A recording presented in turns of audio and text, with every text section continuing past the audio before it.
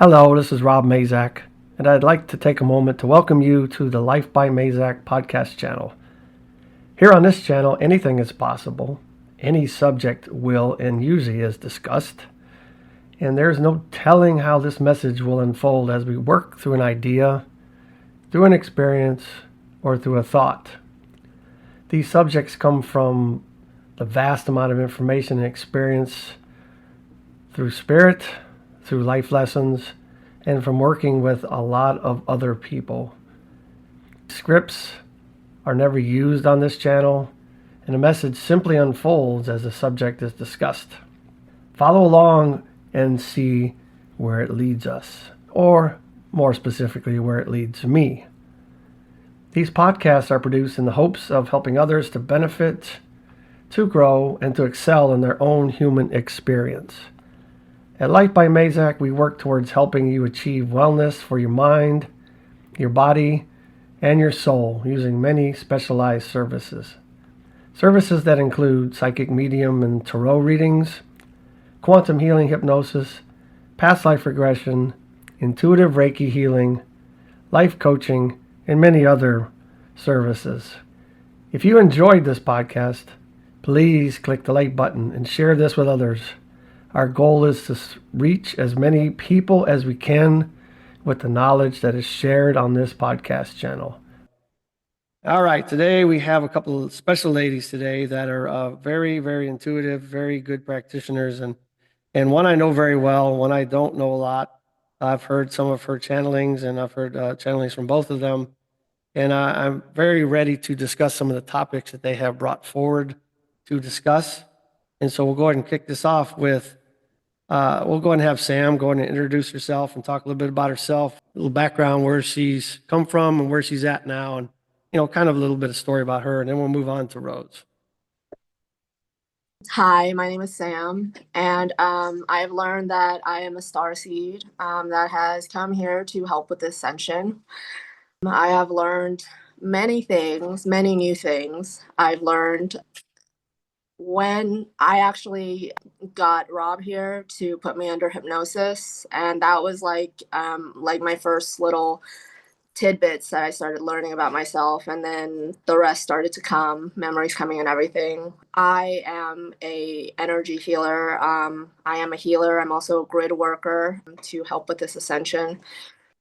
I guess I never thought that I would ever be here because I only woke up a couple years ago in the later part of 2022, and the way that my life was going, I never thought that I would be here with this because before I woke up, I never believed in spirituality or even religion or anything. I was pretty much atheist. But then I had a spontaneous spiritual awakening that I learned was actually scheduled. I was actually activated. I don't know if I told you, Rob, about my suicide attempt in 2022, but Yes, you did, yeah. yeah, so from that, I learned that basically I got kind of abducted by aliens, if you want to say. They kind of like stopped time for a second, picked me up, and did work on me because how I tried to commit suicide. I swallowed all of these blood pressure pills. They told me that I did die, where my heart just instantly stopped.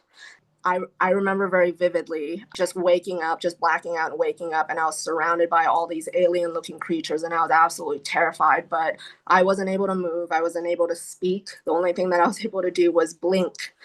After that, I woke up in like another room, and it was a private hospital room. I actually learned that this room is called like Archangel Michael's waiting room. In that room, they kind of did a little more work on me, like spiritually, and they put some kind of implant in my left leg. I got a definite confirmation with that. An ethereal implant in my leg, and it's basically like some kind of tracker that so that they know where I am and what I'm doing, basically.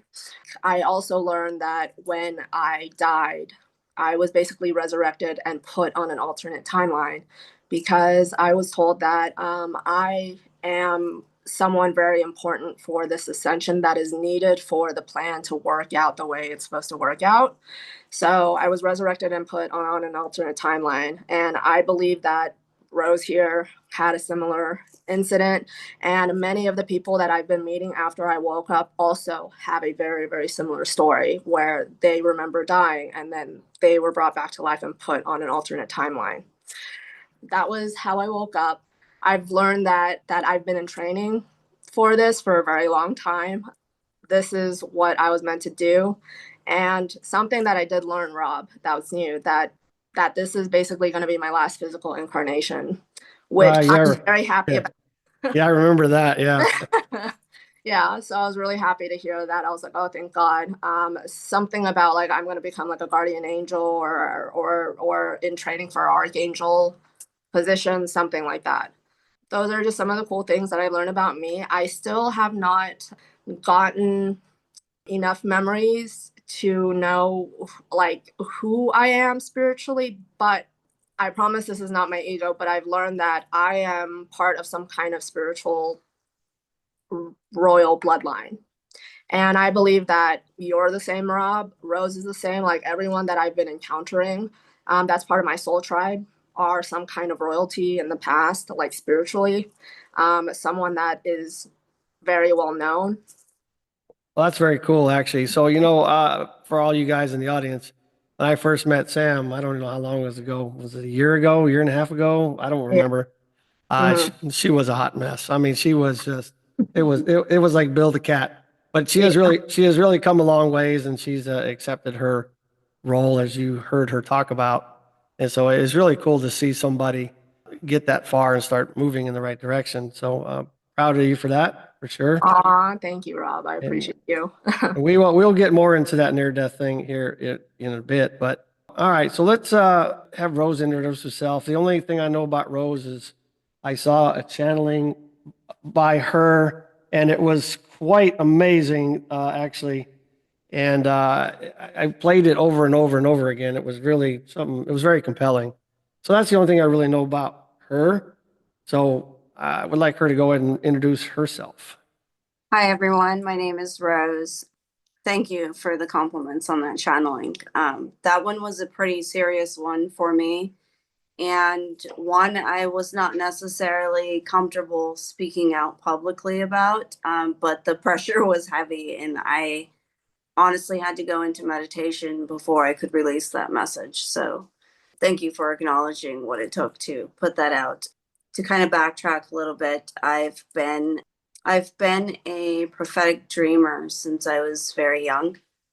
I've been able to communicate with many realms, and it was through a lot of life events that I actually started to learn how to manage and how to acknowledge what I was dealing with in that moment.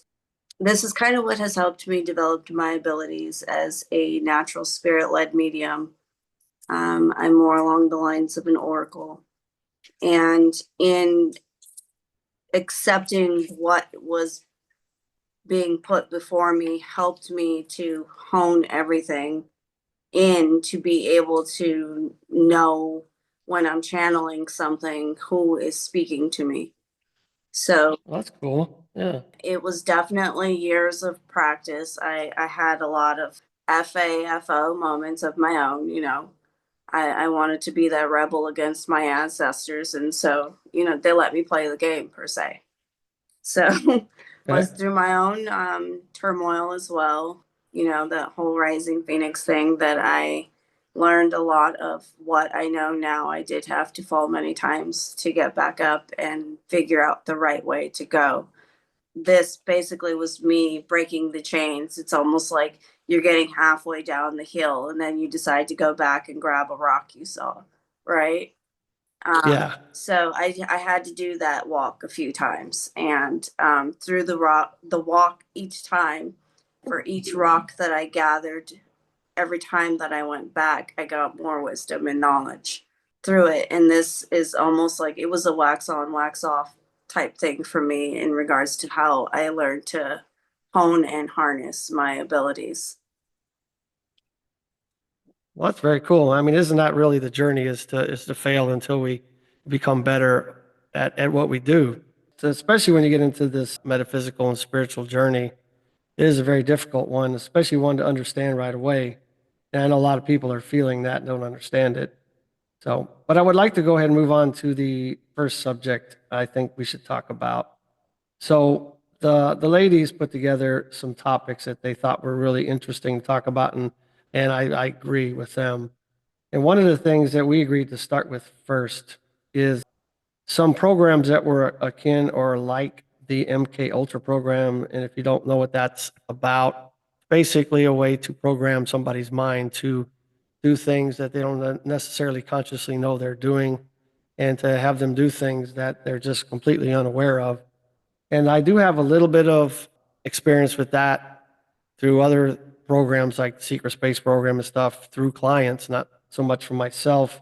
So I do believe it exists, and I do have a mentor that helps a lot of people that have been subject to MK Ultra. So I do know that it exists in some way, shape, or form. Can't prove all that, but I do believe that it is solid and it does exist. So the two projects that you have listed here was Project Monarch and the GATE program. If one of you or both of you wouldn't mind describing those two people in the audience and talk about what that's all about. So I'll kind of start with my recollection and to the extent of the research that I myself have done, which is, all I can really speak on for me. In regards to the GATE program, I believe that the GATE program, and then this is all allegedly, right, correlates into Project Monarch somehow. Project Monarch, I believe that the GATE program gave them a lot of the answers to the questions that they had to then transition into what they created to be as Project Monarch, right? Can you describe what GATE means, please? I don't, so the audience understands what that acronym is. Does that mean something? To be honest, I actually don't know what the acronym is. How I learned about the GATE program, it's this one guy that started just making videos talking about it. And through just talking about specific things, it started triggering more and more people's memories. I believe that me and Rose were a part of the GATE program. I still am working on getting most of my memories back, but I remember certain times going on these strange field trips, but then it's like that's all I would remember. I would kind of remember stuff being like doing these weird things, these weird tests. Right. And just like I don't know, just chunks of my memory gone. But when I started hearing this guy's video, I would just start getting flashes. I'm still unsure, but Rose here has been awake longer than me, and she's been working on all this longer than me. So she has had more memories. If you want to speak on what you remember. So to Okay. your So, question, so real quick. So I did quickly research it. So I believe GATE is talking about the gifted and talented programs that are in the schools where they take Yeah. kids that are very intelligent and bring them Yeah, into special programs. I don't know what the E stands for, but it's gifted and talented programs that they identify children to come in, and then you can continue on. Sorry, I just wanted to throw yeah. that in. I think what they were looking for were kids with psychic abilities. Correct. I believe so too. absolutely. They did this in many ways. I don't know about you, but I remember going as far back as preschool that to go into preschool I had to have my finger pricked. So they like tested all of our blood. Oh, That happened to me. Oh my God. You Oh remember? wow. Okay. Wow, I Wow. just got that memory as you said that. Holy shit. Crazy. Okay. Very good. All right. This is very interesting. Let's keep going, shall we? I'm like, did I say something wrong? Fresh No, download on the you said front white something right. Right. Wow. Right. That's insane. Thank you, Spirit Speak. Yeah, right? So I recall having to have that done. As I started to go back into the recollection of things and how it played out, it's almost like, a Back to the Future type moment where the ancestors are like taking you through space and time. Yeah, it was that dramatic. Um, Sure. they kind of took me through space and time and they were showing me, hey, like, remember this? And it was just usually like a quick flash vision. And the way that it played out for me was like slideshows. the fact that when I started having the memories of it, they were kind of popping up like random slideshows, like in a daydream type thing. The more that I went back to these type of daydreams, I guess you could call them, the more I started remembering in what order they had done things. And I started to kind of correlate it and be able to connect more dots to things that were just bigger than these programs. Like I started to connect the dots like a detective would connect the dots, Sure. like this connects to this, and then they spun it off of this, and then they spun this off of this. And I was like, I had to back up and stop kind of working on it. Because I had a huge turn of events happen in my life after I started to connect all these dots. Mm-hmm.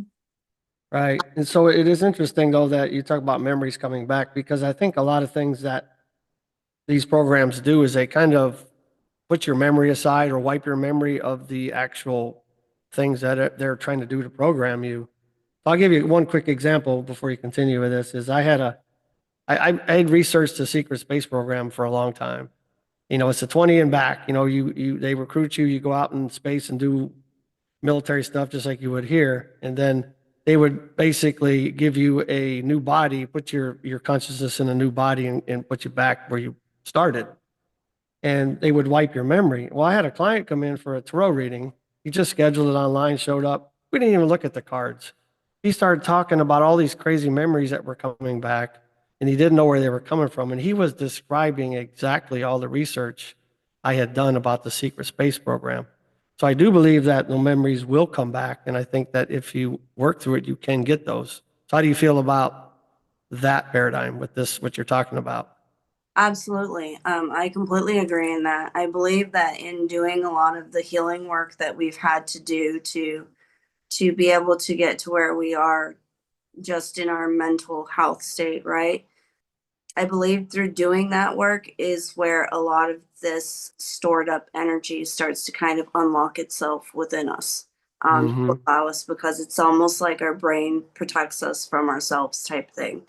So I believe in doing this healing work, by facing those inner child things, even if it was something as subtle as how they started us in the GATE program. Just going back and revisiting those little pieces of our part in history is a good way to start to begin to deprogram from what they did in the GATE program and what Project Monarch and how that led into MK Ultra and how they were able to almost perfect their program, that they've been able to keep so many under their grasp for so long. People like us that learn how to deprogram from it, Mm-hmm. Yeah. you Well, know. it's interesting because if you can catch somebody between the ages of 0 and 7, you learn by hypnosis. You learn how the world works and what your normals are, what your norms are.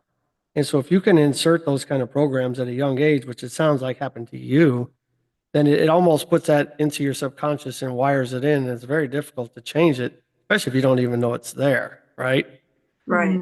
Yeah.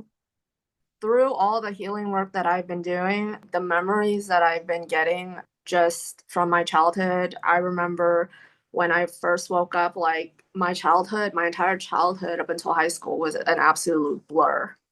Through healing, I've gained so many memories. Rose has also helped me connect a lot of dots, like when we kind of came together, when we were in like our physical energy together, we were able to just connect dots for each other. Like I helped her connect a lot of dots that she wasn't seeing, and vice versa.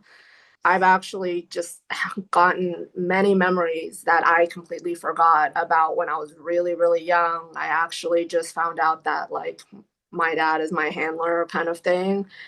I learned that he basically hit all of his success. I told you he's like a multimillionaire. He was extremely successful, worked for many big Fortune 500 companies. Right. Um, that it was actually off of my back. He accepted money and like opportunities to let them, like I don't think that he knew the extent of what they did to me. Do you know what I'm saying? I do. I absolutely do. Because I grew up also in a religious commune. And so I understand that, Yeah. I'm with you. Absolutely. Yeah. And so I'm just figuring this stuff out because like I'm starting to remember things that like happened to me. Like I just remember just like one day I was taking a bath and I told my mother that like down there was hurting. And it's just like I remember very vividly like what it felt like. And all the doctor said was, "Oh, you know, it's nothing," kind of thing. But I know that it was something, and I don't think that my dad knew that that kind of stuff was going to happen, if you know what I mean. Yes. But it's like they told him things and made him believe that what he was doing was the right thing. I am getting certain memories of like MK Ultra. I don't know if you remember when I was under hypnosis and you were kind of going through some of my past lives. There was one where basically I was captured and I was being tortured and experimented on. Oh yeah, I remember that now. Yeah. Okay. Yeah, that's really interesting. Something that so this is getting better for me, but I believe that this was due to the MK Ultra, like what it did to me and how it affected me. That whenever I looked to the future, I would feel this thing in my chest and I would almost get like a panic attack where it was like I didn't want to look at it. I didn't want to go. Like it made me want to like unalive myself. I actually opened up to someone about it and they were just like, "Were you part of MK Ultra?" And I was like, "I think I am." And they're just like, "Yeah, that's what it sounds like." Because like every time I wanted to think about building a future for myself and healing and going on this spiritual path, I would feel this tightness in my chest and I'd be like, "No, no." And then I would like want to try to escape my reality. Yeah, that's crazy, isn't it? The sad part is if you do your research, you can probably discover that those type of programs are now in existence in a different form. Now they can use technology to do that from a distance, and they don't have to even physically bring you in anywhere to do it now. They can program you now, just while you're sitting in your house or driving in your car or any of that. So I think these programs are still going. They're just a lot more elaborate now than they used to be. But I have one quick question on your memories. As I mentioned just briefly, that I grew up in a religious cult, and so there was a lot of bad things that happened there as well.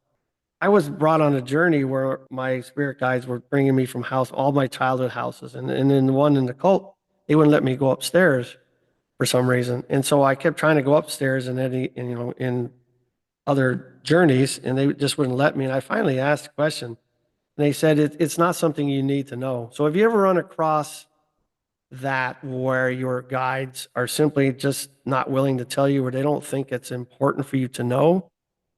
Or are you getting all the memories you asked for? Yes and no. I am running into some things where my spirit guides are saying, "Yeah, you don't need to know that, at least not right now." The memories that I'm getting, I mean, I did ask for the truth, I did ask them for the truth, but many of my memories just kind of come spontaneously, Yeah. if that makes sense. Just like, It- just like just a few minutes ago, right? yeah, yeah, exactly. Just like a word or a sound or something just sparks something. Triggers it. Yeah. It's the way that it was programmed into your DNA during the process. That's what they're doing. That's what ultimately hypnosis is. They're programming something. But to Mhm. program something, they have to deprogram something else, right? So when Correct. they're doing that process of programming it into your DNA, they're doing it with sound or touch or some kind of phrase. And that's why you remember it in the same way, because it's like Mm-hmm. it Yeah, I get just what you're sets it saying. off, the spark. Yeah. And that's crazy. They make a lot of movies about it, like Jason Bourne and all those. I mean, it may not be quite that extreme, but yes, it does create a physical reaction based on the memories of the words or the smells or whatever that they've programmed you with. So yeah, it Mhm. can really disrupt your life. And unfortunately, I think it's still going on. So it's crazy. And so, do you think, though, one of the things that you guys talked about under the section of spells, but what stuck out to me was human trafficking. And do you think, in your experience, in your research, or your own experiences, that you kind of alluded to it already, that human trafficking is a big part of this type of programming? Absolutely. Yes, absolutely. Being survivors of this, and each of us in different ways, right? Mhm. The way that I was the way that I experienced trafficking was very different in comparison to the way that Sam experienced trafficking. Both were by people that were very close to us. So like the way that they portray it out in the world or in the movies, that it's usually some stranger you meet or something along those. No, it's usually somebody closest to you that you trust more than anything. Those are the ones you really got to question sometimes. And this is only when you're in a place of where you're not healed enough to be able to discern. When you're not healed enough to be able to discern, this is when you need to evaluate everyone around you to try and have that understanding as to why your discernment is off. Specifically, what I wanted to say about spell work of what I personally experienced is with my first boyfriend. He raped and sodomized me and forced me to be his sex slave for over 4 years, and I never understood why I let him do that so easily, because basically the assault and everything, like I pretty much just, I wouldn't fight. I would just let him do it, kind of thing, you know? And I Right. never understood that. And I was actually really ashamed of it. And because of this, I didn't tell people because I didn't think anyone would understand. I would think that they thought that I was crazy or making it up, kind of thing. Like, why didn't you run away? Like, no one knew what was happening to me. I was regularly, like going to church, seeing my mom, talking to my dad, that kind of stuff. No one knew that this was happening. And I was super ashamed of it. But then I later learned through my connection with Hecate, I actually learned that she is one of my spirit guides. She has been a protector for me. But what she showed me when I connected with her is that basically I was a sexual sacrifice. And through that, there was heavy spell work put on me that incapacitated me to fight back. And that's what caused me to just let him do it. There was a specific day that she showed me that was the day that he got out. Like, she showed me what she did, like everything of how I escaped. That was her, because there was some kind of contract that was put, and once it was up, she was able to come in and break the spell. And what she did was she literally possessed me. She gave me like her life force. I remember the feeling that I had, because like he was trying to assault me again. And for the first time, all of a sudden, I got this rush of adrenaline. I pushed him off of me. I ran downstairs. I grabbed my keys and I grabbed his keys, and I locked myself in my car in my garage. And then he called the police on me. I didn't know he called the police. I have no idea why he called the police, but a police car showed up. He started tapping on my door. I rolled it down and he was like, "Can you come outside?" And I exited the car and he saw all of the marks and bruises and things on me. And he just said, is someone inside hurting you? And I just nodded my head and he goes, "Okay, I got you. I got you." He escorted me to the back of his car. He called for backup. They went in, they arrested him. And that day, an order of protection was put where it forced him to move out that day, everything. And what Hecate showed me was that that was her. She orchestrated all of that for me. What I wanted to highlight is basically like how I felt under that spell work. Like, I had no idea that there was spell work on me, but now that I think about it, it absolutely makes sense. That was my first real lesson on what witchcraft and spells can do, kind of thing. And it's Yeah. interesting if you say that, because if you think about what spell work is in comparison to what is MK Ultra, right? They're spelling, and what are they doing in the process, allegedly in the process of MK Ultra, right? They are whispering something under a certain vibrational frequency to program these thoughts that are not your original thoughts. Right. So spells are really interesting. It's just like basically, I think the basic definition is affecting somebody from a distance or from afar or not, directly. The sad part is you can do a lot of good work with spell work or energy work or distance work. Oh, And absolutely. right. And a lot of people use spells in the wrong way. And I've run across some clients that have tried to use spells on other people, and somehow it infiltrated into them instead. So you got to be careful with that too, for sure. But I wanted to ask though, real quick, on human trafficking. It sounds like both of you guys have been either directly involved in that or indirectly. as I think Sam was talking about. But how does that affect, or has it affected your relationships moving forward?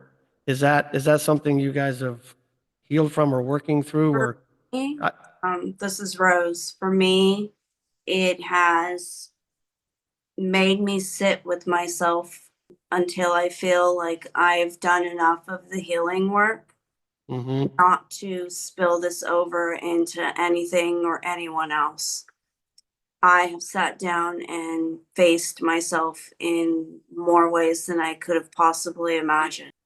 So, for relationships, to sum that up, I chose to sit with myself and heal enough before I've decided to put myself. And in that, I also have recognized where my boundaries lacked in the past. So it's kind of like a double edge there, because Oh yeah, like you're yeah. healing, but then at the same time, it's not necessarily that your expectations are higher. It's that they entirely shift completely once you recognize your true worth and value. Yeah, because I've talked to a lot of women that have been raped or had some of these things you guys are talking about, and it seems like it takes a lifetime, or sometimes not ever, to get healed from it, and it just like seems to stay for a very long time. That's why I'm asking, how you guys are handling that. Are you Well, doing something different, Sam, or? before I healed, I would say that the sexual abuse definitely affected me in a very negative way where it really lowered my self esteem. I didn't know my worth. I would allow people to treat me like absolute shit because I thought that I deserved it. Through healing, through all of that, it's kind of turned me into a savage, to be honest. Like Well, literally now I'm like no one is going to come near me because I'm working on me, and unless you're going to add to that, get the fuck out my way. That's just like my attitude right now. no, I don't blame you at all. I mean, because I mean, the universe is only concerned with one, and that's each of us. It's really nobody Mm, else's journey anyway. So, yeah, yeah. I know it is difficult. So, human trafficking seems to be a huge thing. It seems like almost every client I talk to, or everybody I talk to, has something to say about human trafficking, Mhm. and it is just incredible. It's about 1 million kids go missing every year in the United States, and Mhm. and never to be found again. And so it is huge. It's huge, and I'm glad to hear that you guys are not still trapped up in that, because it could be a lifetime of servitude, and never get out of it at all. So, Oh, Sam and I coming together is what actually helped me to close that door is as much as I could possibly close it for the first time in my life. yeah, because no one was helping her, and partly it's because of who she was dealing with. Like he has people, so many people in his pocket. We think that he is a Freemason, so there was also a lot of spell work done on her. Basically a lot of people were like sent to her to help, but I was the only one that passed the test, and I just knew that I had to help her. Like if you actually sit down to hear her story, like it's insane what she was dealing with. Through my help, I got her to me. She's actually here. I've helped her get a place here, and they're safe for right now, but the things that they're still trying to do as a last ditch effort. I'm just being threatened by the people that he has working with him in some way or another. I'll say that they didn't expect me to be able to collect my thoughts enough to be able to make an executive decision to get me and whoever I could out safely.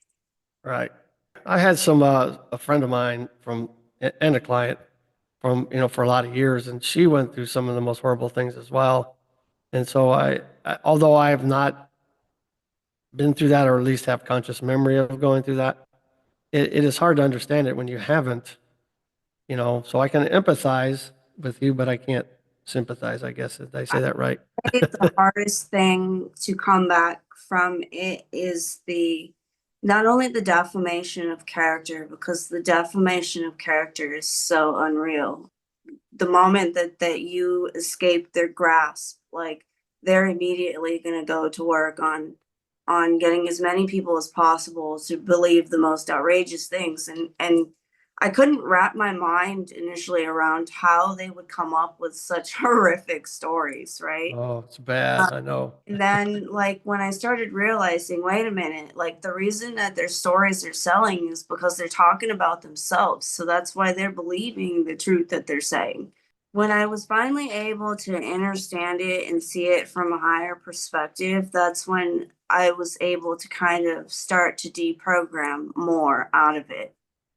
That's when they came harder for me in so many different ways. The more that I started deprogramming from it, and the more that I started to remember, the more difficult my life became. Oh, absolutely. Well, that's their goal, isn't it?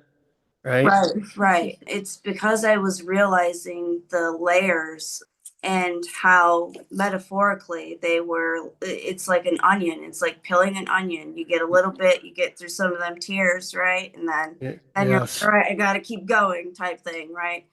The more that I was able to pull the layers off of this onion, the more that I was able to kind of connect the dots to how a lot of what's happening in trafficking today is directly correlated to somewhere along the lines of MK Ultra, because when they are doing what they're doing to allegedly sedate these people, right? When they are doing these types of things, they're directly interfering with their natural course of thoughts.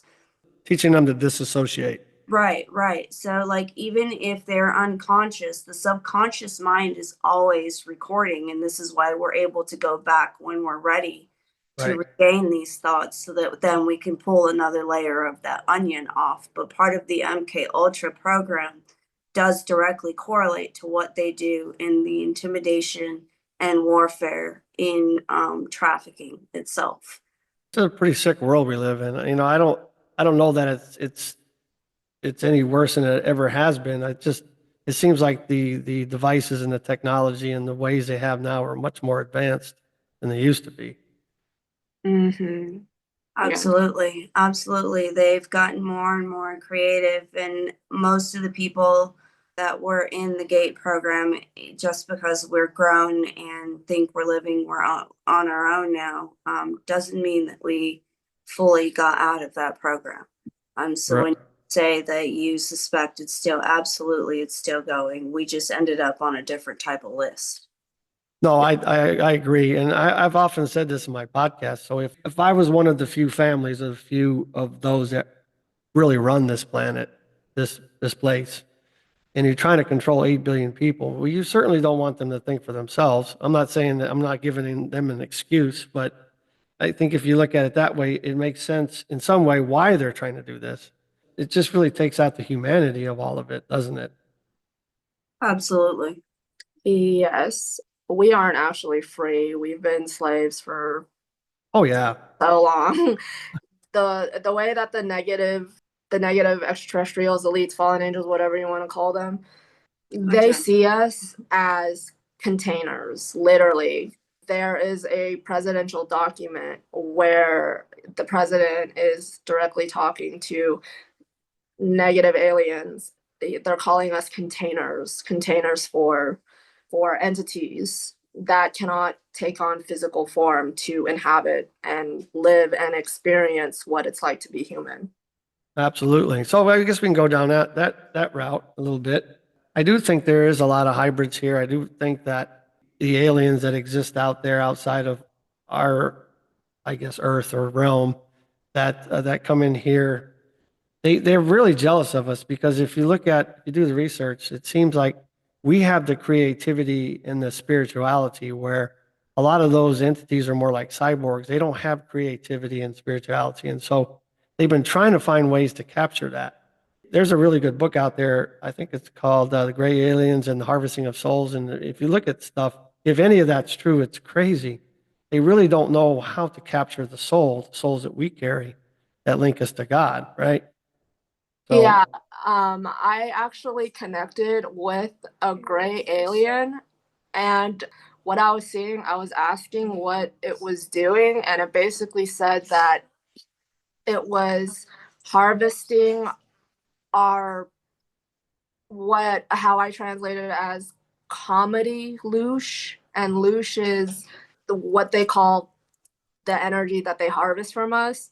So they were saying that where they're at in their dimension, that they're going crazy because they don't know how to have fun. Like us, it's like we've created like theme parks, roller coasters and comedy shows and jokes and all that stuff to entertain us, and it's like they don't know how to do that, to create that. Does that make sense? it does. It absolutely does. I mean, That made me laugh. they put that in movies in front of us all the time, like movies like the Monsters, that animated movie. I mean, they just put it out there for us. But when it comes to gray aliens or any aliens at all that you've researched or experienced directly or through your consciousness, through journeys or however you connect, what do you think that they really are? I mean, how do you feel about that? They are energy banks they are like energy bodies that are formed through all of the fragments that they were able to capture within oneself. So they exist of all these fragments that have been floating through space and time, and they've been able to sort of harness these types of elements to make up what their energy body is. This is why they are the ones with the wisdom and the knowledge and the keys to the universe or across all universes, right? In the same way that we have a negative and a positive in our 3D realm, we also have the negative and the positive on a parallel scale as well across multiple dimensions, simultaneously existing all at once. Oh, absolutely. Sure enough. Also, about the gray aliens, I just wanted to say really quick that Bashar says that gray aliens are future humans that have degraded their DNA to a point of what they are now. I don't believe that. I don't believe they're future humans at all. I believe that that is a lie, a ploy, so that people will be willing to help them, allow them to harvest Starlush energy or whatever. I mean, I could go on about all these articles that I've read of like them trying to impregnate women and all this stuff. And they told her that basically they can't really reproduce, their kind is dying, all that stuff, and they want help with human DNA to repair what they've done. But yeah, I don't know what you know about them, but I don't think that they are future humans. I think that that's a lie. Well, another spin that's really interesting is if you've listened to any Dr. Stephen Greer stuff, and he talks about the fact that we now have all the alien technology that they have, and so we can take them out of the skies and we can continue to grow that. But that most of the stuff in the skies is ours, just re-engineered or back engineered. But they also, the gray aliens, according to him, is that they're robotic, like a biological being on the outside, but robotic on the inside, cyborg, I guess. And they're using that to kind of pull the wool over our eyes here and make us think that they're really gray aliens running around in the skies. And so that's one way to look at it too. I don't think any of us really know, and I don't know when we'll really know, but there's a lot of interesting theories for sure. And so, on that note, why don't we go into the Galactic Federation? I know that you, Sam, and I have had a lot of conversations about the Galactic Federation, and for a long time, you had a lot of mistrust in them, and Yeah. that's why I find it interesting that you've kind of brought that up today for questions. And so, can you Right. kind of lead us down this topic and see where we go with it? Okay, so adding to that, my mistrust for the Galactic Federation was only because I met people really early on in my spiritual journey that seemed like they were very tapped in, that they knew a lot, and they were saying how you cannot trust the Galactic Federation, but like I think that I've like cracked it, that I understand why in the beginning I was getting the answers that I was getting, and like the people that I was trusting, I've actually learned with the help of Rose that they were sent by the program to throw me off my path, to send me misinformation. You know what I'm saying? Yes, So I do. so Yep. that I have a harder time discerning the truth. And this one girl basically got to me and just completely put her hooks in me, and I put her on a pedestal. Like I was constantly thanking her and constantly texting her asking for information and that kind of stuff. And like I never even, like right now with anyone entering my life, I go into meditation, I use my discernment, I ask my spirit guides if I can trust them, blah blah blah, if this is what I'm supposed to do. But she was like the first person that I met that was spiritual. I guess the way that I treated her, I put her on this pedestal, and I never thought to ask, is she really who she says she is? Because she says that she is a seraphim and that she comes from the line of Ezekiel.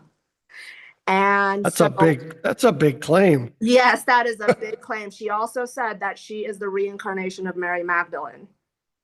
Oh my So goodness. for the first time, I finally asked. I finally asked my cards. I asked my pendulum, and it was a massive no. They were like, "Hell no!" And then I just asked, "Is this girl working for the light?" And it was a big no. The devil card came out, and I was like, "Oh my god, I feel so stupid." Well, uh, you know, it is hard. It is hard to know what the truth is and who to believe. I mean, you have to really, like you said, use discernment yeah, because you can fall in a trap and go down a rabbit hole with somebody, and next yeah, thing you know, you completely believe the wrong thing. yes, and that's pretty much what happened to me. What I understand of all the information that I'm getting is that I was not ready to have any kind of connection with the Galactic Federation because of who I was associated with. And it wasn't that I can't trust them, it was more so they can't trust me kind of thing. So I told you how the Galactic Federation like scolded me Yes. like a few days ago. And it was because I was saying too much on my live. They were saying loose lips sink ships. Yeah. Yeah. Well, that's just it. I mean, you know, talking about this stuff is good to do, but at the same time, is you have to have discernment with this too. Right, Right. with And the parts we're going to just close. like we're talking Yeah. about here, it's like, you know, we're talking allegedly this, or here's my thoughts, or here's my perception, you know. A lot of people put stuff out as the absolute truth, and you know, nobody really knows that. You know, we have our own ideas, of course, right? Right. So Right. something that I've learned about the Galactic Federation, of all the information that I've gotten, is that the Galactic Federation did play a part in the beginning of the enslavement of humans, but that they have evolved from that. Like basically their energy towards humans is more so like they're not really fond of us. They don't have a lot of empathy towards us because of how much destruction we've done to Gaia. Like Gaia is actually Yeah. the thing that they really care about. They kind of see most humans as like fleas on Gaia kind of thing. Rightly so. Yeah, it's really That's sad. kind of where it shifted for them because most people thought that the Galactic Federation allegedly they were calling them evil, but the truth is that the agenda of the Galactic Federation was simply misunderstood. Like Sam was just saying, they care more about the agenda of the planet than they did humans at one point. They like, you know, you guys just stated now they have grown a liking to some humans and they have evolved from that mindset since they've gotten to witness some of us fight in the ways that they fought for their own planetary systems during the whole Star Wars thing. So, in that, we have almost softened their hearts, which is odd because most of them don't really have emotions.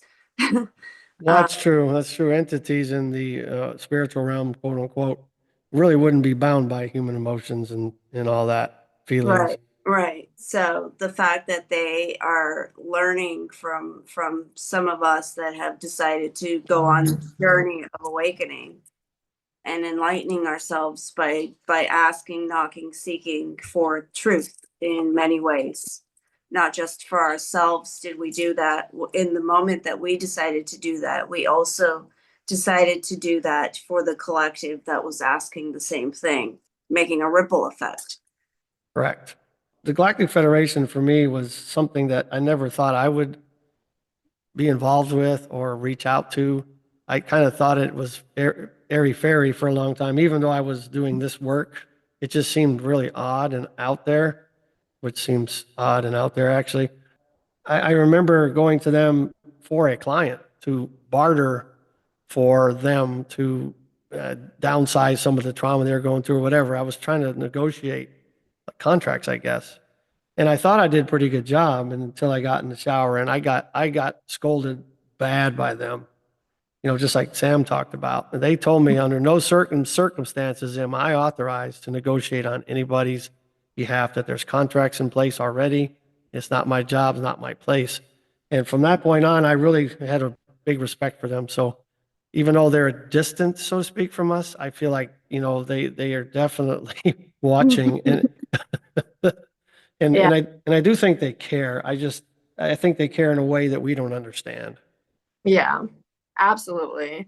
When they scolded me, they pretty much were telling me, like, you better watch what you say, or you're basically not going to send. And so after that, I was like, oh my God, I'm so sorry. And I asked for forgiveness and everything. And I think that we're good now because they did come in earlier today after I got some messages. And I was telling Rose what I was feeling. And she was like, that's Galactic Federation. I was like, oh So shit. I'm gonna ask you guys then. So we're talking about connecting outside of ourselves, basically, to entities that don't necessarily reside in our realm. And so I want to maybe each of you kind of touch on what it's like, or what's the method, or what it feels like when you connect and you get information from outside of yourself. How does that work for you guys? For me, it kind of pops up as like slideshows, like a daydream type thing. When it starts to happen in certain colors, this is where I've been able to kind of correlate how exactly this works and who I'm exactly communicating with. Is every being outside of me that has communicated with me sort of comes in through almost like an auric, like orb or color, that they start to slowly present themselves to me in this like slideshow thing. This is how I connect. It's more like I feel like sometimes I'm just a walking antenna and they can see like my antenna reaches them and they're like, oh, here, there's one type thing. Right. I just get the download, they're like, okay, we can use you. So it's is it also the other times when it's just a knowing where you don't necessarily get thought or pictures, or you just kind of know things? Is it always the same? No, it's not always the same with different beings. Sometimes it's a sensation. Sometimes it's like a tap on the shoulder or a tap on your arm, or if they're trying to correct you, whatever you're about to do, they'll literally, like a mother would to their child, they'll like tap on your hand to get your attention.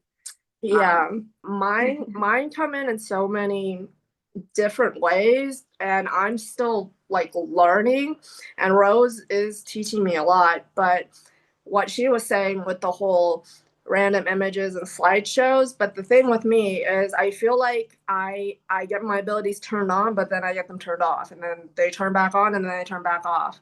And I'm trying to figure out why this is happening.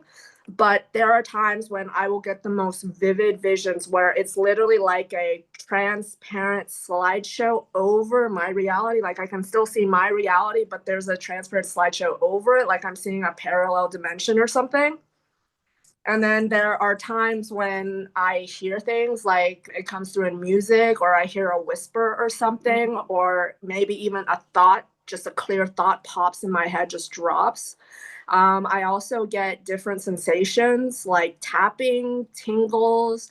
I remember under hypnosis, I specifically asked, what are the signs that my spirit guides send me? And what came out of my mouth was like tingles, chills, those kinds of things. And then I think they also said butterflies. So it's like they Yeah, come through. butterflies. Yeah. Yeah, they come through in nature for me, like when I'm meditating outside, like birds chirping or butterflies or being surrounded by dragonflies or seeing a hawk or something. And there was actually like a few times when I was randomly able to completely see through the veil. and I would see these like glowing runes all on my bedroom walls. And I later realized that that was a light language activation, that what I was seeing was light language. That's really cool. I think the biggest part of that, I don't know if you guys would agree, but it was learning to trust the things that you get, because a lot of it, when it first starts to happen, doesn't make any sense, and you think you're going crazy. Yeah. You don't think people will understand you. And the other thing I think I'm hearing you guys say, and it has been my experience, is you basically got to learn the language. You got to cultivate a language between you and spirit, and understand what certain visuals mean, certain colors mean, certain things mean. And then when you develop that language, it's a lot easier to communicate. Would you agree? Absolutely. Yes. It's like a training. Like I call it the wax on, wax off Karate Kid training.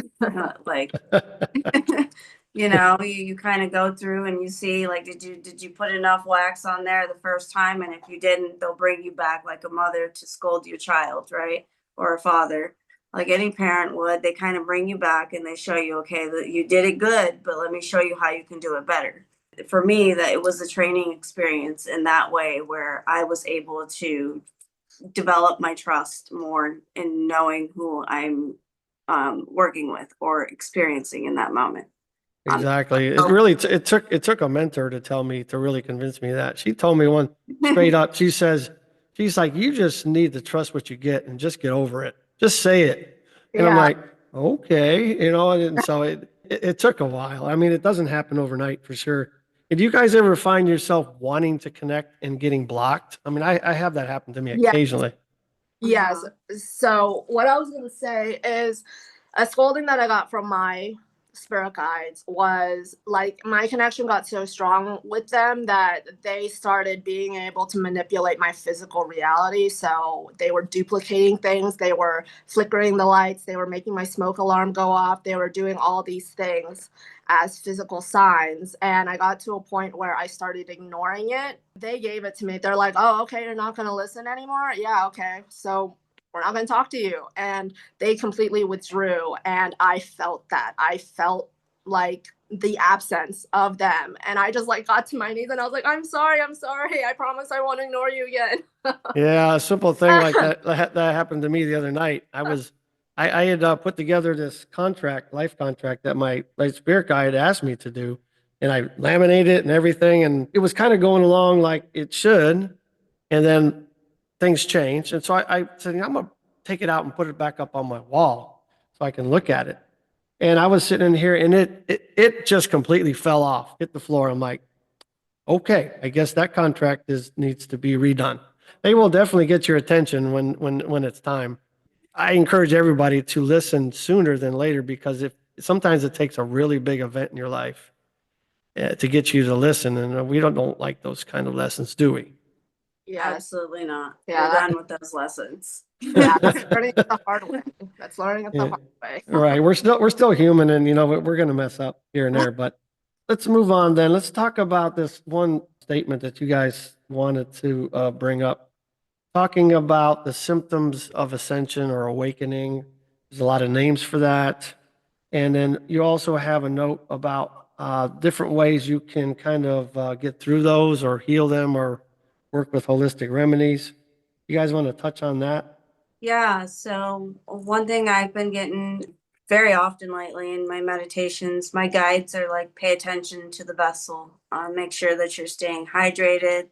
If you've been feeling called to detox, look into what would be best for you. But one thing they're suggesting is product that's been coming up a lot has been Zeolite, and I'm not a sponsor for it in any way.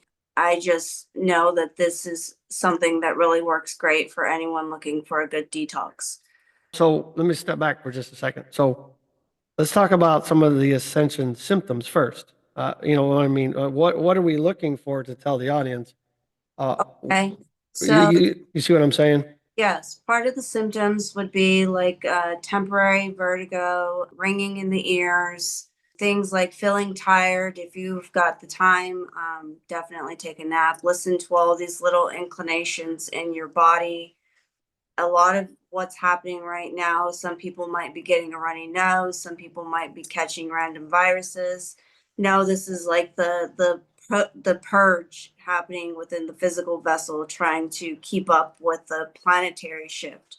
And if you guys watch the news at all, you can kind of see that the North Pole and the South Pole have shifted. Well, physically, our physical body is also feeling this shift.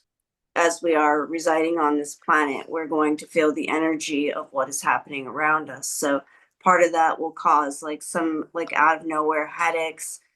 Just listen to all the little indications of your body that are outside of the norm. Some of it might be hot flashes. I know Sam's been experiencing some of that. Oh, yes. Also, some things that I've been experiencing is it's really affecting my solar plexus for some reason.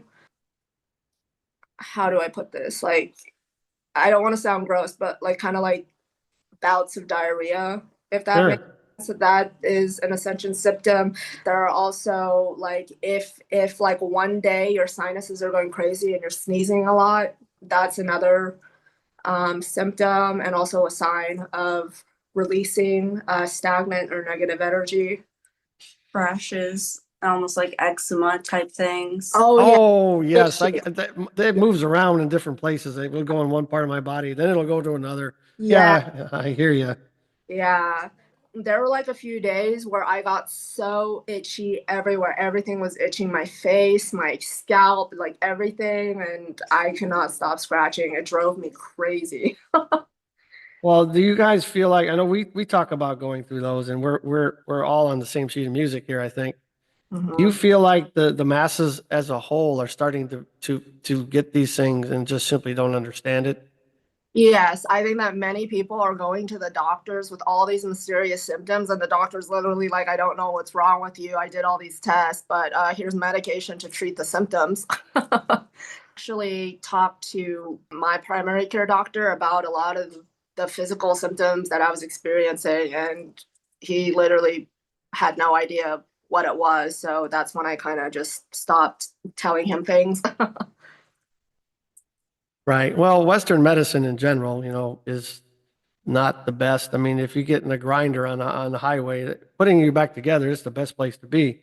But the medication regimen is not really way to go when you have these symptoms.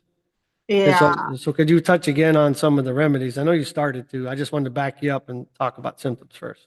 So, some of the remedies, one thing I would say is if you can find yourself in meditation, even if it's just 5 minutes, somewhere outside, feet on the ground, definitely a good remedy for helping you stay balanced. Overall, not only does it assist you in your mental health, but it also assists you in your physical health as well, by balancing a lot of things within your body and the energy flow, right? So that's Mm-hmm. one way. Another natural remedy is like looking for things like mullein tea is a great thing for helping detox your lungs to help keep your lungs as healthy as possible so that you can get through these phases with more ease. Just sort of knowing natural elixirs, natural types of herbs that you can kind of concoct together to help you at whatever level you're at, like lavender tea and honey and some lemon. These all trigger something different in the body and touch on a different part of our energy field, which is also something that helps put us at ease and kind of take some of the stress away of us obsessing or focusing on things that we can't control. Helps us kind of stay more in our centered space. These are just a few natural remedies that I've kind of been paying attention to. Sam's been looking at some things too. Yeah, I would also suggest like spiritual baths to help just overall cleanse your entire energy body and just grounding as often as you can. It just helps the whole transition that your physical body is going through. If you are experiencing like heavy symptoms, like you just don't feel good, do some kind of cleanse. I also know that pine bark is good for it. Pine bark, sea moss. If you're doing a spiritual bath, you definitely want to include some salt. It can be Epsom salt and like rose petals or something. If you don't have rose petals, I would say Epsom salt and just set your intentions and say some sort of prayer or affirmations over your bath to cleanse and restore your energy. Yeah. Oh, very good ideas. And so what I hear in summary is we really want to stay away from the doctors and the Western medicine unless it's absolutely necessary. I mean, there are times when it is Yes, necessary, of course, and we would never tell people not to do that right. because there's sometimes you just need to do that. But trying to connect with Mother Earth, and because we're supposed to be resonating with the same frequency, although I think that's being disturbed a lot with our technology. However, it's the best connection we have right now. Doing a lot of self-care, I think, is really what it comes down to. Paying Ab- attention to Absolutely. to yourself. Yes. It is extremely important to take care of yourself at this time for this transition to make it as smooth as possible. Let's see. Let's move over to you have hypnosis on here, and I wanted to talk a little bit about that. And so I'll just kind of spin it up just a little bit. I know Sam's been through the program that I've been trained to use. There's a lot of different ways, but the idea is to talk somebody or walk somebody down to the theta level of consciousness, which is the one right before you go to sleep, where all your dreams happen, all your insight happens, all those things. And there we connect your subconscious to the source or the cosmic internet or whatever you give that name to. And then we ask questions and we get answers that are outside of the the human dynamic. In other words, they're more pure. You talked briefly about your hypnosis experience that we went through, Sam. I was wondering if you could tell the viewers kind of what that was like for you. With my hypnosis session, what Rob explained to me prior to putting me under hypnosis was that he was going to say some question prompts just to start the process. And then basically each thing that he was going to start saying the scenarios, and each one was going to regress me back under into the hypnosis. But what I experienced and remember, there are parts of the hypnosis that I do remember, and some people remember, some people don't. But what I remember is it was like my consciousness was taking a back seat and my body was just speaking on its own. And it was like I was almost in like observer mode, where I was just kind of in the background and something else was taking control, responding to the questions. Something interesting that I remember is Rob told me that one of the questions that he was going to start with was something along the lines of, what was my safe place? And what I answered before I was put under hypnosis was like, the only thing I could think of was, I don't know, at home with my cats. I'm pretty sure that's what I said.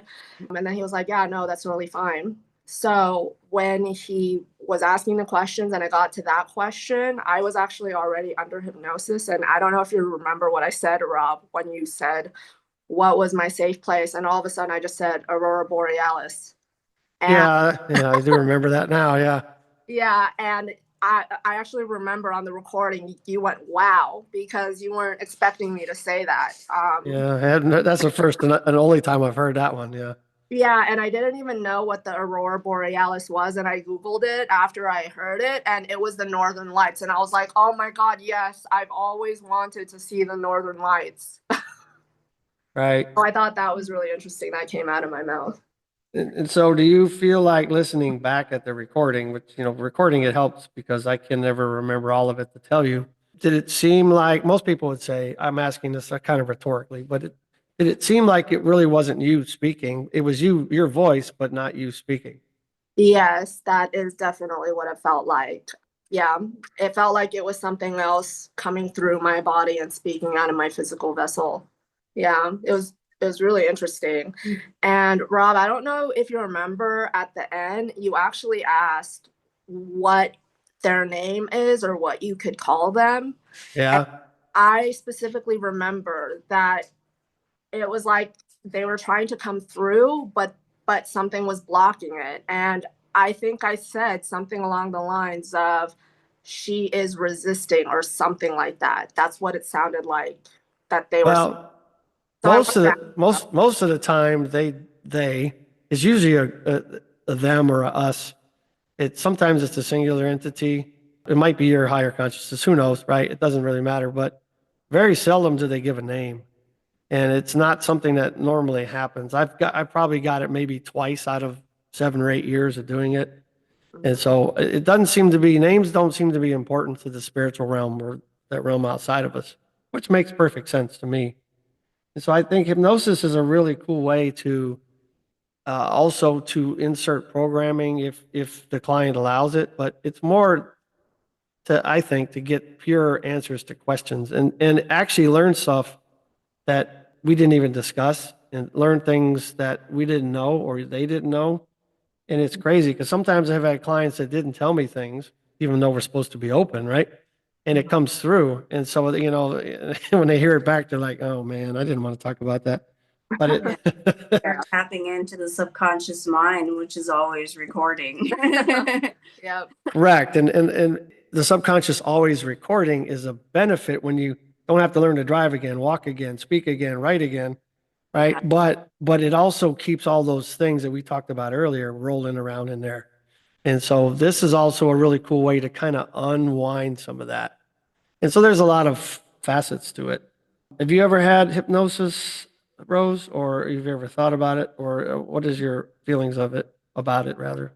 Since awakening, I have not. I tried once, and as soon as I shared this with the people around me, the lady that was supposed to perform it, we got through one session and she quit. So Oh, wow. yeah. Some people can't handle the truth. I'm sorry. But I was thinking earlier before we even touched on this subject, Rose, that I don't remember what we were talking about earlier in the program, but the thought came to me that you would be really good at doing hypnosis, performing it.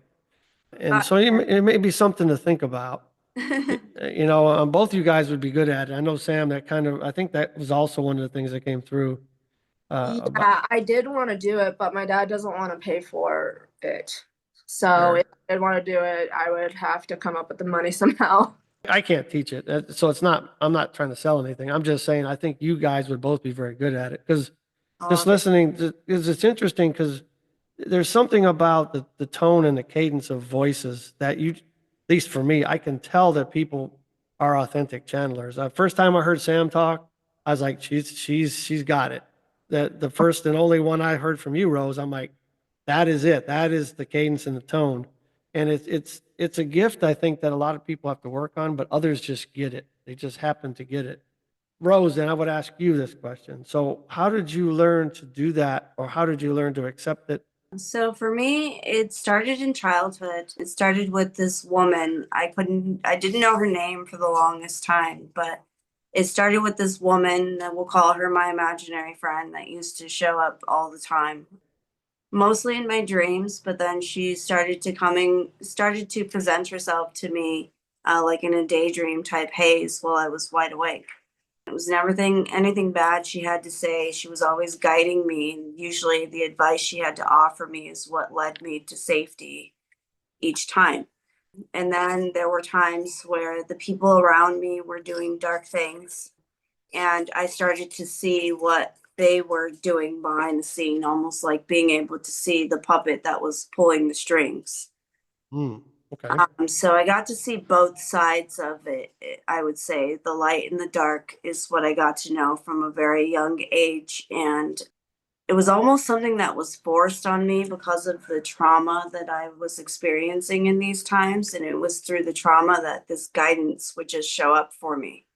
And so they kind of taught me to see my way through the light and through the dark. I had to see my way through the dark to be able to see through the light. And in that, I mean, like, I got to see the dark things, right? The things that they talk about. I guess you could call them like specific entities that are able to form themselves into things.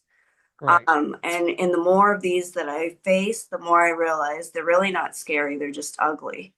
They're Um, just other entities. Yeah. right, right. Like, so that kind of helped me with being able to process what I was actually seeing without fearing it, if that sort of answers that question. Sure. Sure. It sure does. And so a lot of times the best way to face your demons is not to run from them, but turn around and stare them down and Basically, you like, hey, what's your name? Who sent you? Yeah. Exactly. And so I kind of know Sam's story, but the rest of the people that might listen to this don't. So how did it begin with for you, Sam? You mean my channeling? Yes. I didn't even know that I was channeling. It was actually Rob that told me that that's what I was doing. And I was like, oh, okay. So then that kind of helped me understand what it was so that I could recognize it more. But how I started my channeling journey was through music. What I would do is I would just put headphones on and I would play music. And I have Apple Music and they have this little like personal algorithm for you. And like every time like spirit guides, ancestors, entities would come through in my music and through the songs and the beats and the tones and everything, and just sometimes I would catch on to the words. I would open my vessel up and I would literally feel something kind of like come in me. And in the beginning, I didn't record it. I was actually on video chat with a friend, but then I started video recording it. But you could, when I was video recording it, you could see when it kind of entered me, and I would even like move my head in a strange way while I was talking, channeling. And in the beginning, it didn't come out as clear like sentences and stuff. Sometimes it would just be words or phrases that would come through. The more that I like practiced it and I did it through the music, I was able to get more sentences, more complete thoughts of what they were trying to relay. That was how I started. My ability to channel right now has been kind of interrupted because something happened where my ability started getting blocked. And right now I'm working on kind of unraveling that. But for the most part, that's how I started. I guess I haven't experienced like a lot of negative entities like coming through me, but I remember telling you about one that I saw, and you pretty much told me to ask it like if I could help it or what it wanted. Exactly. Turn around and ask the questions. Yeah, Don't let it chase you, right? They get nervous when you do that. yeah. When I I started agree. to ask for their name, then they just kind of disappear because they don't want to tell me their name. So let's caveat then or segue into negative entity or negative energies. When I tell people this, they tend to stray away from me. But you know, I've had a lot of conversations with Lucifer, or the other way around. Mostly, he comes and has a point to talk about, and you know, it's interesting because everybody imagines, or at least seems to imagine, that Lucifer or the devil is just some gross being that's red and got these horns and you know fire breathing thing or whatever. But you know what I find is that Lucifer is just another entity playing a role, and it doesn't seem to be any different than most of the other entities I work with. So how do you guys feel about quote unquote negative entities or evil? In regards to, I've seen things, but I wouldn't say that these things I've seen were Lucifer. In experiencing Lucifer, he almost tries to come off, or it almost tries to come off, because there's really no gender to it. It tries to Correct. come off as persuasive. And it's usually like just that little undertone that you can hear in the voice, that you can tell. If you're familiar with experiencing the lighter entities, you can tell that there's something off about the tone. It's Sure. it's sort of a smoother tone, but in the way that it communicates with its words, you can tell that it's manipulating and using persuasion, almost like a spell. Hmm. I've never heard it put that way. That's a good way to put it. Yeah. Okay. Something that I wanted to talk about that I haven't told you about, Rob, is I almost got possessed. Well, I did get possessed, but I was able to fight it off before I was able to take complete control. Like I was sleeping, I was trying to fall asleep, and every time I would close my eyes, I would feel this writhing in my body, and whenever I would shut my eyes, I would get these vivid visions of like it was almost like I was racing through something and it was going so fast that it was making me dizzy every time I closed my eyes. Like I would have to open them to make all of that stop. But eventually, I forced myself to keep my eyes shut and endure that feeling that was overcoming me and the visions I was seeing. And eventually, basically, like something entered me, and like the way that my body writhed, like my head turned completely around towards my bed, and then I like my arms started bending in this weird way, and I literally out loud said, "Yes," just like that. Like this creepy thing, this voice came out of me. And at that point, I fought as hard as I could, and I was able to push it out of me. Like it like ran away. And that scared the hell out of me. Like I started pacing around my room and I was like, oh my God, I don't want that to happen again. I still don't know what happened, but I told Rose about it and she thinks that it was a spirit that like died in my apartment building. And so it was looking for another body to jump to. That's quite an experience. Yeah. Yes, like it was insane. Like my body has never moved like that. And that came out of my mouth. Like I literally felt like something so evil and sinister. Like it was so creepy. Well, I mean, let's just face it. So if there's true evil out there, if there's really a devil or any of that, they certainly wouldn't pay attention to people that were already on the wrong road. I feel like it's almost like a compliment if they're paying attention to us because that means we're bothering them, we're disturbing them in a Right. lot of ways. I mean, I just call We're a them my threat. fans. Yeah, we're a They're threat. fans to me. Like I've learned to kind of like laugh about it. Like for a long time, they took a lot of my joy, right?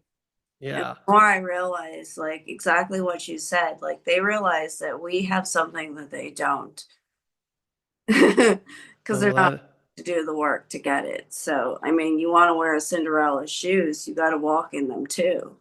oh, good way to put it. I like that. I'm using that one. All right. Yeah. All right. So we're kind of getting near towards the end of our time, but I wanted to see what you guys may have been feeling about the future or predictions, whatever word you'd like to say, how you see things moving forward if you've had that experience and what you could bring to the table on that subject. For me, I'm saying that what we are experiencing in the world is just simply something that needs to take place. Try not to hold on too much to the material things. I know how hard people have worked for them, but know that the next level of what we're going into and co creating in this world is, I know how cliche it might sound, but genuinely to create a better place for everyone to be able to coexist that is choosing the journey of peace, to put it in a nutshell. Okay, very good. What about you, Sam? So I don't want to say too much. There are going to be a lot of changes that take place. Some things that I wanted to mention about the future, especially things that are going to happen this year, is about Project BB. Yes, That yes. has already started. I do know that they're doing stuff in the sky, they're spreading stuff in the sky. I also think that they are going to try to cause some kind of, they're going to try to attack our lungs. I don't know if it's going to be turn into a full-blown pandemic, but I do know that they're going to try something. I also think that in this year specifically, a lot is going to come out about the medical industry. I think that a lot of truth is going to come out and it's going to enrage people to learn this truth that the entire medical field, the purpose of it is to keep us sick and Yeah. asleep so that they can profit off of us. Because if people knew that their bodies are amazing and can regenerate and heal just about anything, the doctors would make absolutely no money. So that's going to enrage a lot of people. I also think that there's going to be some kind of revolution where it may break out into a civil war. Now, these are happening across different timelines. We're not all going to experience these. These are just like parallel realities that are sort of coexisting. I agree. And so one of the things, or I guess one of the main things I've seen over the years through various ways, through meditation journeys and otherwise, is that our timelines are converging and that they're all going to eventually end up in a single timeline. And so a lot of people are not going to make the cut, so to speak, and they'll remain with the old earth or the old timeline. And those that do ascend, quote unquote, will be able to move on to a much different and better future. And I don't know if you guys are feeling anything like that, but that's kind of the main thing I've been seeing over the last, I don't know, 4 or 5 years.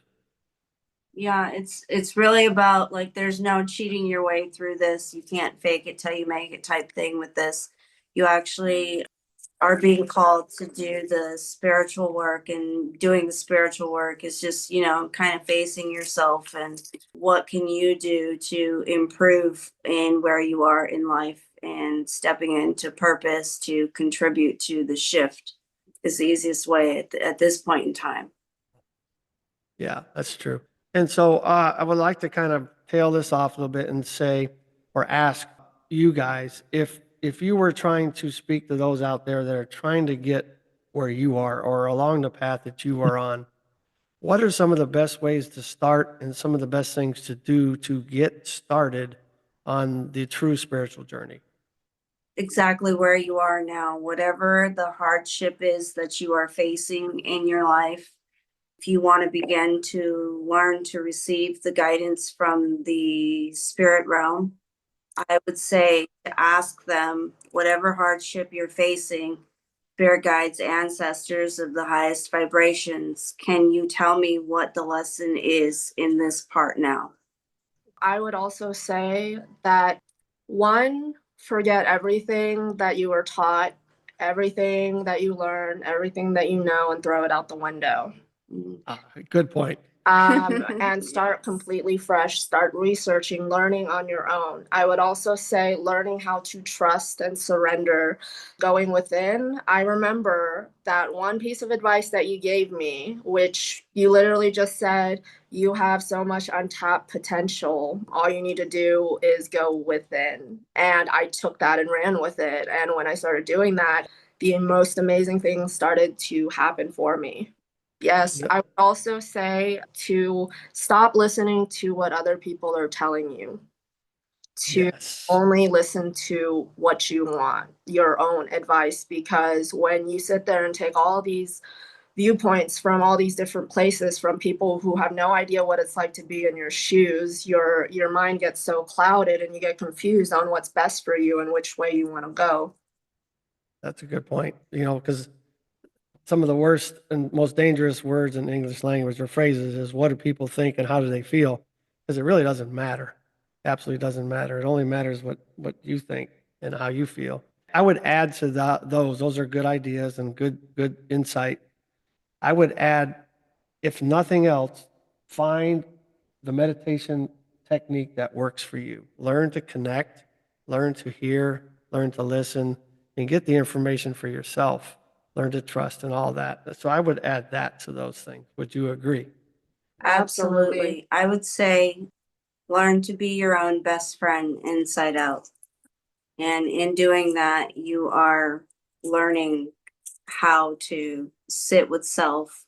You are learning how to pour in all of that. And that's definitely correlates to what you said about the meditation, all of this. Like, it just does Right. things for helping you get in the right headspace to tackle whatever's coming at you next. Yeah, and one other big piece of advice I would say is find a safe space, somebody that you can talk to about anything, so that you have an avenue to express your feelings, to get things out, to talk about these things that you might think you're feeling crazy about, and really find that person. It's hard to find. Sounds And like you two have gotten that relationship, but you got to find somebody that you can trust and really bare your soul. Absolutely. yes, yes. Until you find a person, another great way to kind of let it out is like doing your own personal memoirs, like voice recordings if you need to speak it. If you need to write it out. Journal as much as you can until you begin to find those people that you can talk to. The time will come where you will start to find the people that you can openly express yourself. So to anyone that's going through this journey, know that you're not alone until you find your tribe and find people that you're able to trust. I would say definitely journal as much as you possibly can so that you're not keeping it all in. That's a good point, because when I was going through the dark night of the soul, so to speak, that was the only avenue I had. And if you were to read back at the raw thoughts, it's amazing how we think and what's really going on in our head. But if you're going to write it out, I encourage you guys not to change it. Don't go back and think it looks horrible and you're going to change it. No, keep it safe, keep it somewhere people can't read it, but you gotta go all out, or it's not going to work. So. Yes, absolutely. And something that has really helped me on this journey is that I've learned that you cannot you cannot depend on finding happiness outside of yourself in the external. That when you do that, you will always fall short. You must find happiness within you and be content with just existing, just being you. That was a really, really important lesson for me, just as a whole spiritually. And it has helped me heal so much. Yeah, very, very good words of advice, ladies, for sure. And so, in closing, do you guys take on clients and do you work with other people? And would you like to share your contact information, or would you like me to put it in the text of the podcast or something like that? I mean, I'd be willing to do that. I didn't know if you guys were interested in that at all. Absolutely. What I do on my TikTok live, give readings, and I give a pretty wide range of readings. Obviously, the general career love readings. I'm also an oracle, a seer. I have many different oracle cards. I give starseed readings. I give past life readings. Again, I'm still in training. I'm still learning. So on my TikTok platform, I advertise free readings just so that I can practice as much as I can. Those are the skills that I'm mainly using right now. I'm trying to get back into channeling and also try to improve my mediumship skills. I also do Reiki energy healing. I actually have learned from Rob here. So I want to give credit to you. If you want to find me on TikTok and get a free reading from me, my TikTok platform is Sam Queen Kong. Right now, something happened to my account where it got reported and my live platform got taken from it. But I'm working with this technical guy that is working on undoing that. To note, my backup platform, in case I don't get my account back, is Nova Queen Kong. That is all I have so far. I know that I need to put more into making my business handle and all that stuff, but that's all I have right now. Okay, very good. And I don't know if you're doing anything professionally, Rose, or not. Yeah, I'm an intuitive channeler, so I do spirit-led messages. So for people that have passed on loved ones type thing, I'm naturally a shaman. So I have the ability to connect with the spirit realm. So I do one-on-one sessions, and my link tree is in my TikTok account and my Instagram at I am Rose, and my TikTok is I am Rose 1111. Find my link tree at either one of those to book a session with me. I do Reiki as well. Still in the process of learning, but I have enough wherewithal to assist people in cleansing certain areas of their life. Very good. Well, it's been a really awesome chat with you, ladies. I've heard a lot of different ways of explaining things, and it's always good to come together and learn from everybody else. If you look at the way I do things and probably the way you guys do things, it's little pieces of everybody, including clients that you work with and other people that you work with. So when we come together to help people, we learn as much as the people that come to us learn. And so I encourage everybody to find somebody, whether it's Sam or Rose or myself, or whoever it is that speaks to you. I think everybody should find somebody that fits their paradigm. In closing, is there anything else you guys would like to say as we close out this session? Remember, you're not alone and you're here for a purpose. Your only mission is to focus on how you can contribute. But first, you have to contribute to self. Yes. Choose yourself first is very important. And also stay hydrated. Very, very, very good. All right. Thank you, ladies. And it's been a pleasure. And we'll do it again sometime. Y'all have a great night. You You too. too. It was a pleasure. Well, that was just a lovely little fireside chat with a couple of very intuitive and very awesome young ladies, and it was such a pleasure to hear the way they think, the way they perceive, the way they do things. And it is always interesting to get different views on the same type of gifts. As you notice that they get things individually much different than the other one does, and different from me and different from other people. But the way they described things and the way they talked about things and the way they viewed things was so unique and so much different than many other people that I've interviewed and talked to. It's so refreshing to see such lovely talent that's out there, and also to see the wonderful growth, especially in Sam that I've worked with and I've known for a couple of years anyway, just meeting Rose, but I know she's well on her way, and it's really awesome to hear the stories and the wonderful challenges that they've overcome. And I really encourage you guys to reach out to them. The contact them information, as you know, was there at the last few minutes of the podcast, and work with them and see if they can be the one for you. Because everybody needs somebody, as we spoke about. Everybody needs somebody to help them push that start button, to guide them along the way, not to do the work for you. That is your job. And I think it is our job and our duty as human beings to evolve and grow and become as good of a human being as we can in this life. Chasing perfection will never make you perfect, but it will certainly make you a much better human. And it sure beats being on your deathbed and looking back and not very proud of your past. You should be absolutely astonished with your past and how much time and effort you put in, all the challenges and all the things you've been able to overcome, and look back with pride. And I challenge you guys to do that. Get started if you haven't started. And if you have started and you find yourself stalemated, or you just need some help, some guidance, you can reach out to these ladies. You can reach out to me. Either way, I encourage you guys to go to their contact information, their accounts, and look at what they do and see if they resonate with you. And you can also go to my website if you like at lifebymazak.com, LIFEBYMAZAK.com. I spell it out because my last name's a bit different. There you'll find products, services, contact information. At the top of every page, there's a bunch of little icons you can check or click on, rather, and there's a lot of information, YouTube channel, different places I have my podcast, link trees, all that kind of stuff.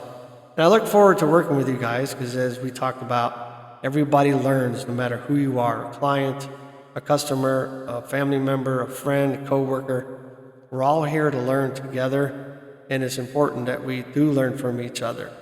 So I encourage you guys to reach out to somebody and do the work, put the work in, and become who you want to be, who you envision you can become. I look forward to working with you. I look forward to hearing from you. Stay strong and live your life.